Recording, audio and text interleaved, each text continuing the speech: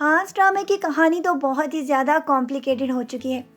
ایک طرف تو فرح نے اپنی بہن کے خلاف ہاشم کی مدد کرنے کے بعد یہ ثابت کر دیا تھا کہ وہ ہاشم سے زیبا سے زیادہ محبت کرتی ہے، اسی لیے تو اس کے لیے وہ قربانی بھی دے آئی ہے۔ جبکہ اس نے اپنی والدہ کے دل و دماغ میں زیبا اور سمد کے بارے میں جو برے خیالات قائم کر دیے تھے، اس کی وجہ سے اس کی والدہ کو بھی اب ایسا لگ رہا ہے کہ جیسے زیبا اپنی والدہ کو دھوکہ دے رہی ہے اور اپنا کوئی گناہ چھپانے کے لیے یہ سب کچھ کر رہی ہے۔ جبکہ زیبا کے لیے تو اب سمد ایک مسیحا بن کر اس کی زندگی میں آ چکا ہے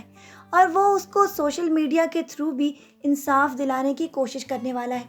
جبکہ اس کو اس بات کا بھی اندازہ ہو چکا ہے کہ یہ گیم بہت بڑی ہے اور زیبا کو بچانے کا صرف یہی طریقہ ہے کہ اس کو انصاف دلایا جائے۔ جبکہ سراج صاحب کی طاقت کے سامنے زیبا کو انصاف دلانا مشکل ہی نہیں بلکہ بہت ہی زیادہ ناممکن ہو چکا ہے، کیونکہ وہ تو اپنی طاقت اور اپنی دولت کے بھل بوتے زیبا کو نیچا دکھا کر اس کو قصوروار ثابت کرنے کی کوشش کر رہے ہیں۔ اسی لیے تو سمد کو بھی اس بات کے اوپر حیرت ہو رہی ہے کہ آخر کار وہ اپنے بیٹے کو کیوں بچا رہے ہیں، جبکہ زیبا کی ماں بھی اس کو زہر دے کر مارنے کی کوشش بھی کر چکی ہے اور وہ یہ چاہتی ہے کہ یہ داغ اسی طرح اس کی زندگی سے نکل جائے۔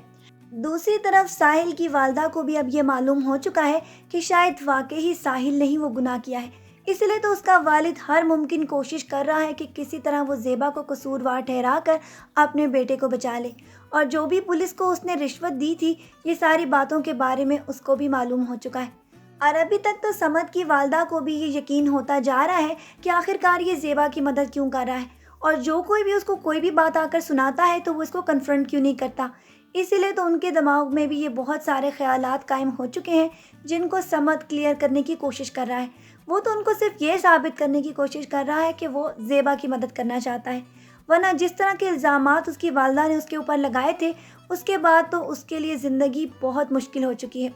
اب دیکھنا یہ ہے کہ آیا سمد اپنی کوششوں سے زیبا کو انصاف دلا سکتا ہے یا نہیں۔ چلے اس بات کا انتظار کرتے ہیں اور اپنے پرومو ریویو کو یہیں پر ختم کرتے ہیں۔ اپنا ڈھیر سارا خیال رکھیے گا، پھر ملتے ہیں۔ اللہ حافظ۔